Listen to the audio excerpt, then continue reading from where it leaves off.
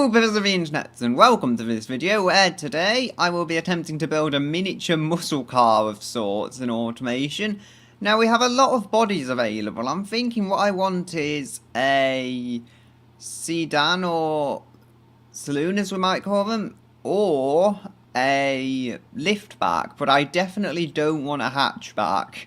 It's just not what I'm going for at all. Now, this is kind of a key car. We don't want that. We're not going to fit a large enough V6 or V8 in that. Or I guess inline 6 as well is kind of a muscle car engine in the lower trims. We have a, what looks like Corvette here. Maybe not, but it's that kind of car. This one seems interesting. However, I did have another one on my mind which I feel is perhaps older but more relevant for what we're doing, and it is this. Although it is a van, currently, it will change with time because I was having a look through and it does seem right. If this fails me or you can't fit a large engine in or something, I will just go back to what looked like a BMW body. But I'm pretty sure I've used that or something very, very similar before, so I don't just want to keep overusing that body. Now, we don't want to go too crazy. We can go with a semi-space frame, but that'll probably push costs up crazy amounts. So we'll just go with a standard unitary. AHS steel, and we'll go with full aluminium for the panels, which should give us exactly what we need in terms of performance. We have in front longitudinal layout, naturally. Nothing too crazy. No rear engine layout here, for example. And no front wheel drive, but front wheel drive would be logical, but it's not the muscle car layout.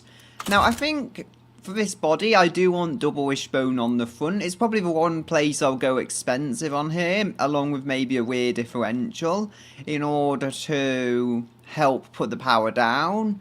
Other than that, though, I don't need to go too crazy, so I can go with whatever rear suspension really does the job for a cheaper price. Trailing arm, in this case, seems like it will do exactly that. So, there we go. We'll go with either an inline 6 or a V of some kind. I'm thinking inline 6 is going to be more refined, yes. But I don't really care about refinement too much. Either kind of engine is going to be a lot more refined than a V4, no, an inline 4. Although V4s exist, they're pretty rare, to be honest.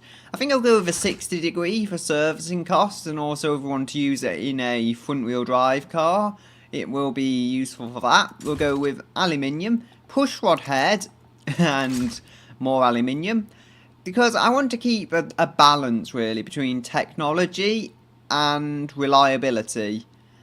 We can also keep costs down by lowering some parts, such as the head.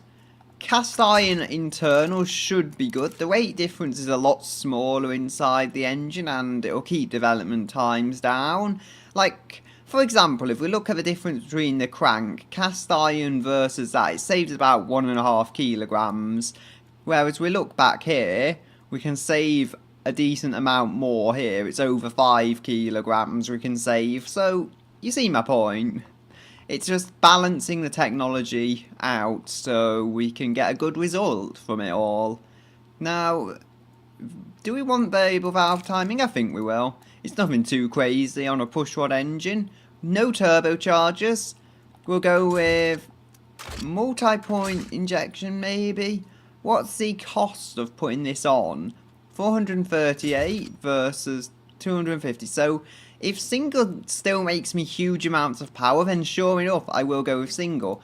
Also, I forgot to actually go back and adjust the size of the engine. It is 3 litres at the moment, although I want to go with a 2 litre engine to begin with, as I know the Mondeo and Jaguar X-Type, and I think Rover 75 used engines around that kind of size. These dimensions aren't final, but they'll do for the time being. Yeah, I'm just thinking if only we could have a VR6, I don't think that's going to be the case anytime soon. But it would make for an interesting muscle car, that's for sure. And we'll go for standard intake, try and keep it as cheap as realistically possible, regular fuel. And that should be the basis of our engine done. Now, long tubular sounds like the good way to go, but it's also going to cost more in terms of development time and just material cost. I think, yeah, the weight starts jumping up quite drastically once we go below tubular. What is the development cost, does it say? Engineering time is the same between them. I guess we'll just have to endure the engineering time, because I do want light aluminium on this, especially since we're putting it in a smaller body than it would perhaps normally be in. Three-way catalytic converter, we'll go with a reverse flow muffler, or maybe just go with two cheapo baffled mufflers. That way we get some extra muffling power, but without paying huge amounts, theoretically, that is. Now, I don't know how much power this is making, 10 horsepower, so we can go back to this menu and just quickly adjust the engine, see how it goes.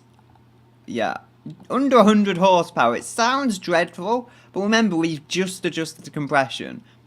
As far as I'm going with this, I'm happy if I get 150 horsepower.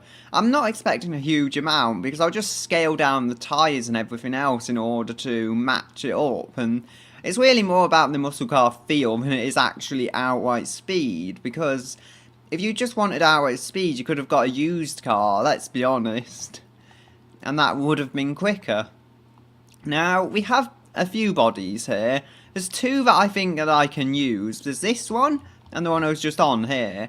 Now, this one has more doors. However, as I say, it's not mainly about comfort, so I think if we go with this, kind of more coupe body by the looks of it, we can have less doors and hopefully more performance. As a result of that, bring that forwards, maybe bring that up a bit, because it is going to be a muscle car after all, and we want more of a muscle car-y front on it. Try and balance it out. It's all about getting everything just right on here, because if it isn't, then things will start going wrong, I guess. Can't seem to move the middle of the boot out. It's very strange. Oh well. Give it a nice bumper there. Juicy. Can maybe bring that back some more. Give the rear passengers some more headroom, hopefully. As I say, it's not mainly about practicality. There's no reason we can't add a bit here and there, though, if we have the space to.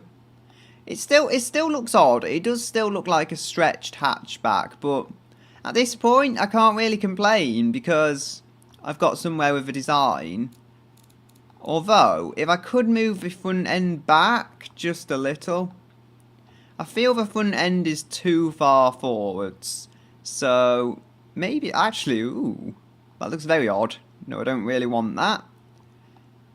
Yeah, it's because it was designed as a front-wheel drive, I think. It was designed to have the engine slung over the front axle, but that's not our case. So, you know, just let's use blind hope and hope the weight balance is good. I'm going to stick it in blueberry now because I'm tired of seeing red. And we can come back to the design, actually. That's not important right now. Or I will stick a grill on because the cooling may have become functional now, but that's just to give me some kind of work in progress cooling in case I need it there. That's not going to be the permanent grill by any means, so don't worry. It's not going to have a 1940s Ford grill on. We're going with rear wheel drive, as you do on the muscle car. And it's shown our little V6 engine, so let's see how it looks. I may move it up to a 2.5 if all works out, but hey, how is that? That fits in there really easily, and that is exactly what you want for servicing costs. They should be kept very low and very neat indeed. So people can access this car very easily and do what they need to do when they're mechanicking on it. I think we'll go with a 6-speed manual. There's a 7-speed, but I don't see a reason we need to go with that. It's a muscle car, it's not a Germanic super saloon. I was going to say supercar, but they're more known for their super saloons. So that's the thing to say. I don't know how fast it's going to go yet. As I said, limited slip differential. I'll stick it on vicious for now. I don't know how much power it's going to make, so that may change later. We'll go with medium compound, 195s. Front and rear. And we can move them out just a little. And maybe make them larger. Oh, what am I doing? Not really looking at what I'm adjusting here. Can move them out a little. There we go. I'm pretty sure this is a Toyota body or something, you know. So it's a strange thing to turn it into a muscle car, but I'm not complaining. The fact that we have a body like this that exists in the game that, well, takes nicely to having all the parts just thrown at it. I wonder how the weight balance will be. I eternally wonder. We'll go with alloy wheels. If we go back a few menus, I should be able to change them for something nicer looking. There we go. Ooh, they're muscle car wheels? Nah, they won't look good at all on it.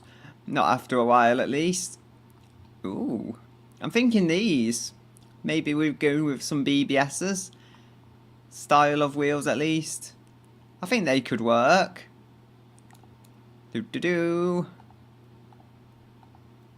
They are quite big wheels, not a lot of sidewall in there. Technology, save us! I think for brakes, it's hard to say exactly where I want to go with this. I think drum brakes on the way. If the car can use them, you know, just a way of saving a bit of money on brake pads, we'll have some ultra basics. Although I don't know. Drum brakes, they say no brake pads, so I'm guessing they're kind of disposable brakes. Once they're worn out, you have to throw the entire brakes away, and that's not a good way of doing things. We want it to be a good budget car, if possible. So, that's not something we'll be going for. None of these menus are filling themselves in. Maybe they only fill themselves in when they're done. Engineering time is 4.0 on that, but 1.33 on here. So, as appealing as fully clad might be, I'll need to go with semi-clad for that reason. And there is these features as well, active aero. I won't be going with those. I might put some aero on it, but not active aero, definitely not. It's just too advanced, really. Too much to go wrong on the car, let's be honest. We could have a bench seat, but nah, I think I'll stick to my 2+3 layout, as opposed to 3+3, I guess you could call it. We'll go with a standard interior and standard infotainment. Basically your standard Toyota, as it would be, and just stuck with loads and loads of power and rear-wheel drive. It looks almost like the Prius that you wanted, if that makes sense. No one wants a Prius, but if you did want a Prius, it would look something like this. I say that, I'm sure some people like Priuses just as, you know, tools to get a job done. They're hard to fault. What was I saying? I don't think we'll go with variable hydraulic. I think we'll just go with standard hydraulic steering. Should be doing a good job of things. Do we want all this stuff? I would say it's stuff to go wrong, but to be entirely honest, I believe they've been out for a good few years now, so it's not like we're sticking cutting edge technology on it anymore that's likely to make the car go wrong. They're already second or third generation technologies. We can go with safety. Safety has to be advanced, I believe, because that's what people look for in a modern car. As much as refinement isn't the main goal, we're not building a tractor, we're not building a Land Rover Defender. It has to be safe, and it's something people look at these days. We'll go with fairly standard suspension, I think. Try and keep it sporty, maybe, without going too mad, so I'm guessing adaptive. The Ford Focus RS has adaptive, so again, it can't be that unrealistic, but I don't know. I do want to keep it reasonably priced, so I'll try gas monotube. Maybe even twin tube. Nah, twin tube's a bit too basic. Can we go with these? Maybe. So, semi-active. Try and keep the engineering time reasonable, but reduce roll as much as possible, which is going to be the main problem with this. And we've stuck it on comfort suspension. I don't know. I wanted to sit lower than that, but I wanted to still be comfortable. That's the thing. Sport works, I guess. Not ideal, but, you know, if it works, it works. Tyres have been overloaded, apparently. And it's only got 99 horsepower. Not even that, apparently. We've got the body here. 59% fun, it's not good weight balance. However, having said that, it only weighs 1354 kilograms, and that isn't much worse than a lot of old muscle cars, so my balancing act of keeping the engine reasonably light has paid off, I would say, overall. Now, I was just thinking maybe we could go with a light AHS steel body, but that would bring weight forwards, wouldn't it? It would also increase the engineering time quite significantly for not too much gain. Yeah, I think I know where I'm going with this. Anyway, I'm going to leave now to adjust the engine and then I will return. Okay, so here I have the finished vehicle. And as you'll see, I've called it Block Muscle because I couldn't think of a better name, quite frankly. Anyway, it's beaten the Coupe non-turbo, kind of a version of a Fiat Coupe, and we have beaten the MDF Flywood sports car, which is something, and it's just below a mystery car. No idea what that is because I didn't put it down, but hey, there's a time from it. It's got beaten by a super MPV of sorts, not by that much though. That was front wheel drive, I think. And we were beaten by the old Retro Me Bob V8 supercar from the 1970s. So, all in all, it's not done too bad, although I would have liked to see better from it. However, I have got some interesting comments on the engine itself. Now, you'll see, it's a turbocharged inline 6. Not what I was going for originally. Definitely not. However, it is still a 6-cylinder engine, and it is still a pushrod head. I did try having a more advanced engine here, but I didn't like where it was going. It was becoming too advanced, I feel. So here the difference is, it's maybe it's got a sophisticated part on the engine, but it's still a very, very simple to work on unit. Still single point injection, still 2 valve per cylinder, and we're still getting 220 horsepower out of it. Pretty solid horsepower as well. There's a bit of lag, but other than that, the horsepower kind of does come along. I did have 4 valve per cylinder overhead cam, just trying to get power out of this thing.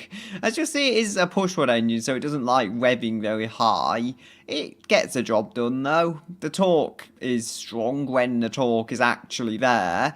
I tried to keep the turbo lag to 3000 RPM and not really have it past then. It kind of worked. The vehicle I have built just before this, which was the contest entry, that will almost certainly beat this. However, it's a more premium car. We'll see the class this mainly fits into is Family Sport, and I've just reloaded the game. It was 190 points something. I'm not sure what's changed there, but, you know, bits have changed here and there. Either way, it fits into a few classes quite well, even if it is a little on the expensive side of things. We've got a very low compression. I think it's the single point injection makes that preferable. A reasonably low cam profile actually, because it still enables me to get the power I want. Variable valve timing we have. We have a large intercooler. Can we go larger? Yeah, we can. I should probably have done this sooner, let's be honest, but you know, there we go. It's tested now with slightly less power. I don't want to go out my way to do it again. I could probably find a million ways to retune this engine, but it's just something I don't want to do. We've got quite a lot of PSI going through a turbo, and I've tried to keep simple stuff here.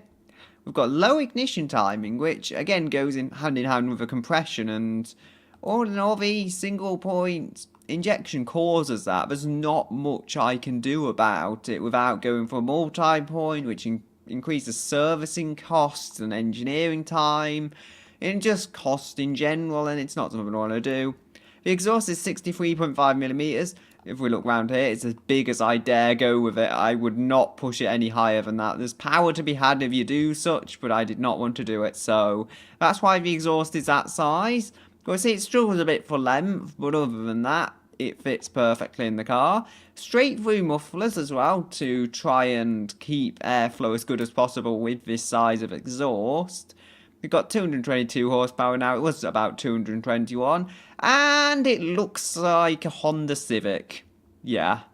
There's not much I can do about it now. I did consider the estate, but I would have lost all my fixtures up to this point. Also, while we're on the speak of platform, I should go through the platform because I've changed it a little. Now, turbos are not light, so the engine had put on weight as a result. Now, you'll notice I've done a few things. I've gone with a galvanised steel chassis, which is less advanced, yes, but it does move weight backwards, and it has slightly lower engineering time.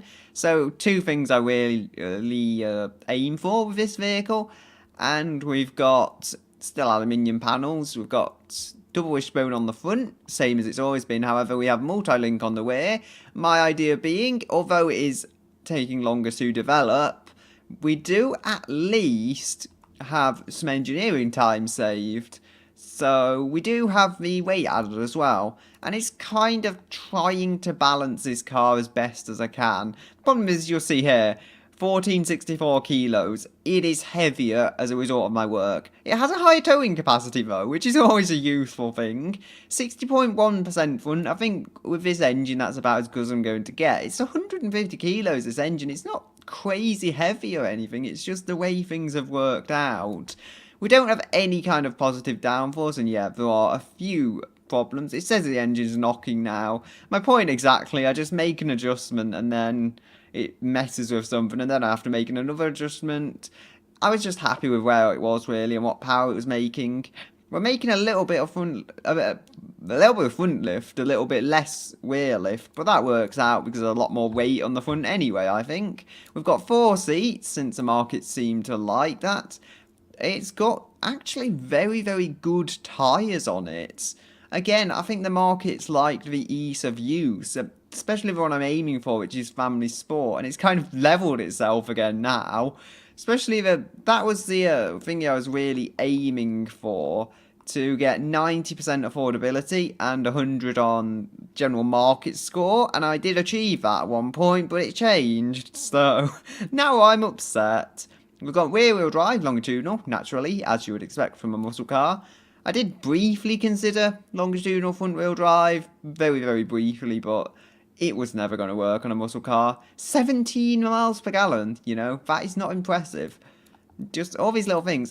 I went to a vicious differential. I did have a geared in for a while, but then it was adding too much cost, so I got rid of it again. Drum brakes out the way, I think I might have mentioned that. I tried vented discs on the rear, and it did kind of work, but it was just adding cost for really no gain, so I put some huge drum brakes on and hope for the best. And that's, I think, about all we've got to talk about. No underside, under tray or anything, because it didn't really improve anything. We've got a lot of assists. Again, I think the market I'm targeting this towards, which is family sport, basically a cheaper version of the family premium market I was targeting with my last car. It's they just want a usable, drivable car. I think the only thing that's really holding me back there now is the economy. If this was a more economical engine, it would be better, but I do want it to somewhat retain the muscle car feel, so front engine rear drive, and I want it to be simple and easy to work on. Now, we've got electric variable power steering, and we've got advanced 10 safety, all the technology. Also, I think I forgot to mention, wherever it is, somewhere back here, yes, premium interior now. That did improve. Oh. Believe me, at one point that was improving the markets. Apparently not anymore, but it was improving the markets when I put it on, so that's why I did that. Same with the adaptive dampers. Yeah, you can see there, it did at least improve one of the statistics just a bit. So, it seems the markets are ever changing and aren't really sure what they want, but, you know, it's not really something I can do anything about. We have some brake cooling dedicated to it. I think I put the cooling to 60 and then I put 5 on the brake tuner. It should give us plenty to tune the brakes and engine, at least I hope.